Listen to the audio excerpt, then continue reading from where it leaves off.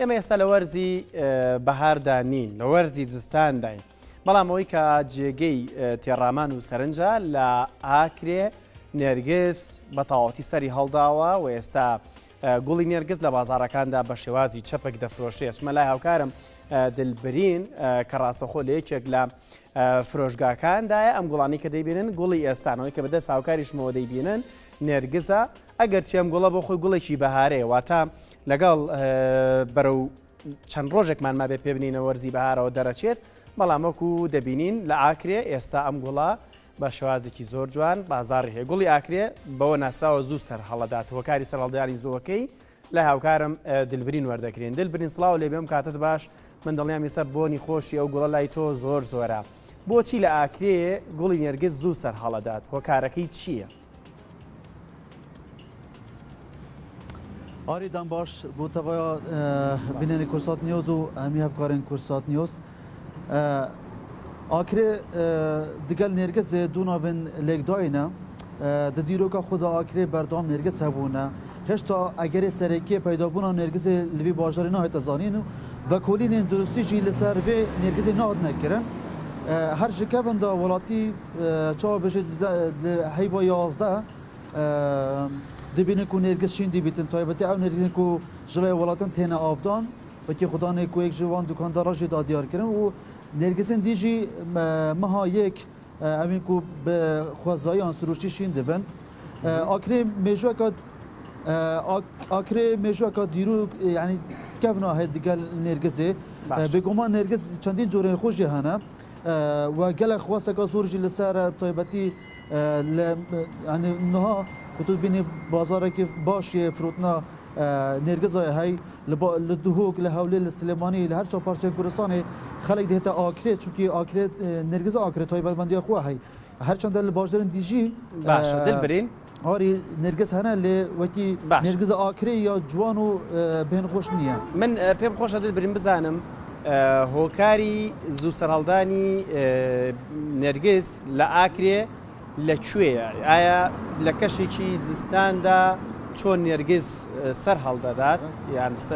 سەر دەردێنێت پرسیارێکی تریشم ئەوەیە هاوڵاتیان چۆن بازرگانی بە گوڵی نێرگزەوە دەکەن واتە تا چەند دەفرۆشێت تا چەند هاوڵاتیان دەیکڕن لە ماڵەکانی خۆیاندا وەکو بوارێکی جوانکاری وەکو بوارێکی بۆ خۆشکردنی ماڵەکانیان بەکاری دەهێن ئاریا ez ê pisyara duê dest pêkem ku xelkeke zorê hey karê wan firotna nêrgizan e hindekî ji wî yanî rez û bîstanê heyn li nava bazarê akrê da yanî hem li nava bîstanê û rezên akrê de hem jî gundê dewrober taybetî nahiya dînartê gelek gundê dewroberên akrê pisyara duê ew ku min got yanî heta niha vekolîneka durust li ser şînîbûna nêrgizê li akrê nahête zanîn yanî çawa bişî ji qedîm de xelek war lê rehatê ku li akrê nêrgiz hey lê heta niha wekû vekolîn wekû şêwekê zanistî ku boçî nêrgiz li akrê heye heta niha nahête zanîn ek ji xudanên firotina nêrgiza li akrê digelme de mamzegirî ku ji qedîm da karê firotina nêrgiza ke ew dî çend zanyarêkin ku nebihîstî diteme li ser nêrgiza mamzegirî gelek spas bû vê derfetê Kevin Serçoğlu, seslerim Serçoğlu. nêrgiz kengî li akrê derkevîtin û nêrgizê çend corê xwe hene Nêrgizê du sê bobatê heye, du sê rengê heye. Nêrgizî û wek ovdanavo heker heyva neh ov den nav rasko heyva 12-11 gene em firûşîn heta heyva ek du yet ovdoy em firûşîn nav razo evet nav razo dikirîn û tînin firûşîn mamzegirî baştirî nêrgiz ya akrê ye belê arê ola nêrgiz curî ev newha û nêrgizê dî şê ev newekî diye gêr newha arê ola dijî nêrgiz ketik mamzegirî nûke seerawan çend e wekû nerix borke nerix hel hizar ew babetin destkê can yet hep hizara yet hep 2000 yet hep dûnî ba awtiva evên tên kirin ziyatî xelkê kêrê ne borke ekserî dewroberên me yet Hewlêrê yet Duhok yet Silêmaniyê bu Ereb şu Ereb tenê ben bu heta Bexdad çin û hindekî heye ji bo mirovê xwe tenêrin derve her ola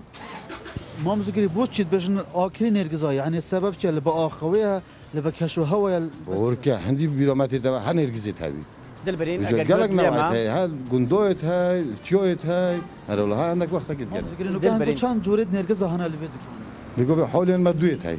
باش أري والله. دلبرین ئەگەر نێرگس جۆ دێمە کرد کە پرسیاری نێرگس ئەوە جووریە. بکەیت کی جوان همیان باشتره نرجس جوري أبا أبنوا دلبرین خوشترا وبو مقاومش عمرترا ودونانا مال كانت أوبدو هالجرن دلبرین ئەگەر جۆ دێمە ئەگەر پرسیاری ئەوە لەو هاوڵاتیە بکەیت بوركا هل نوكا بخو داسك كرن حتى بهوري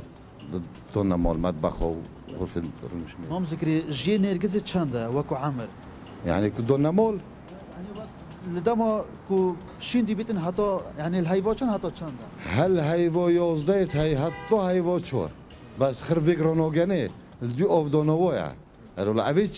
شو هيفو سي ودوب غاني هنجي ارولا نرجسن غيري اكل بونكوتي مثلا بجن ميرجا سوري سوران غيري نعول عمو نوكرين شو عاو نرجس لينا جميل بسبب نبين لتنا شرانكا ارولا نظام خدون كان سغبير كان مام ذكري قالك كاس هنا الاكل شو لا فروتنا نرجس اكل يعني البونكو بستاناتينا وكيل نفرازو راس نبي نرجس خرازو نرجس تدا ام ارولا الاكل تجي هيك زورتري نرجس لهنا وكو كنت وكو بوركا منطقة دين أورتيت هاي ومنطقة لو شوشيت هاي بله أوكريش بخو راس نيا كونيرجس تدونا بن بجل تيوش هم لوتو تجو تدونا بس أو شو هاي وسيت شبن ممكن خليك تذكرتن نرجسان بردهما أره أولتين بو ديوريوت بن بو نخوشات بن بو سمغبرات بن بو مول بن أره أولا اول آری بله. وقت مام ذكريش دا ديار كرن كو خلق كي زور يعني مشتاق من دكو بين نرجس وبكرم طيبتي وكيو بيجي دا ديار كرن الهولير دوك سليماني حتى قال جرا اب نرجس اكري بو تندر بجي هات هنا ارتن من بياز بحثوي كان ديب اول والشعر بنرجس اكري هاتنا جوتن وكو يعني هنرمند و هلبزوان برين يعني